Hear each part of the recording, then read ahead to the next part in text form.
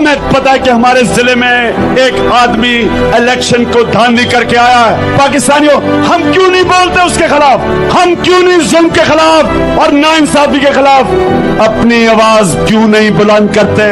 अल्लाह ने हमारे ऊपर जिहाद क्यों फर्ज किया है? क्योंकि जिहाद का मतलब आप जुल्म और नाइंसाफी के खिलाफ अपनी आवाज बुलंद करें, उसको बर्दाश्त ना करें। एक आम गरीब आदमी पाकिस्तान में इन लोगों के पाए अपनी वोट के है क्या?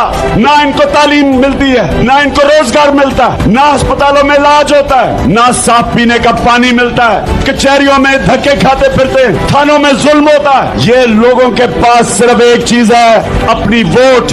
और अगर ये अपने वोट का इस्तेमाल ही ना कर सके, वोट किसी को दें, इक़्तिदार में कोई आ जाए, तो इन लोगों के पास क्या रह गया? जो हुकूमत आए आपकी वोट के बगैर, वो क्यों आपकी खिदमत करेगी? क्यों आपकी खिदमत करेगी? मैं पाकिस्तान के सारे इंसाफ के निजाम से एक सवाल पूछना चाहता हूं कि अगर एक हुकूमत धांधली करके इक़्तिदार में आ जाए, क्या पाकिस्तान में कोई ऐसा इंसाफ का निजाम है जो उस हुकूमत के खिलाफ हमें इंसाफ दे सकता है? क्या इलेक्शन कमीशन हमें इंसाफ देगी? सिर्फ यही नहीं कि हुकूमत आके धांधली करके गलत फैसले करे, पैसा बनाए, करप्शन करे, अवाम भी क्या करे?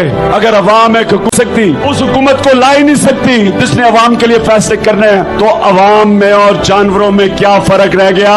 ये जुल्म का निजाम है। हुकूमत आ जाए, सारे इंसाफ के दरवाजे बंद, हमारे पास सिर्फ एक दरवाजा रह जाए, हम अवाम के पास जाए। मेरे पाकिस्तानियों, आप जब तक अपने हकूक के लिए नहीं खड़े होंगे, आपके हकूक को कोई नहीं तहफ़्फ़ुज़ देगा। ये आपको भेड़ बकरियां समझेंगे और समझ रहे हैं। और जिस मुल्क में कानून नहीं है, कानून नहीं होता, इंसाफ नहीं होता, पाकिस्तानियों, उस मुल्क का कोई मुस्तकबिल नहीं होता।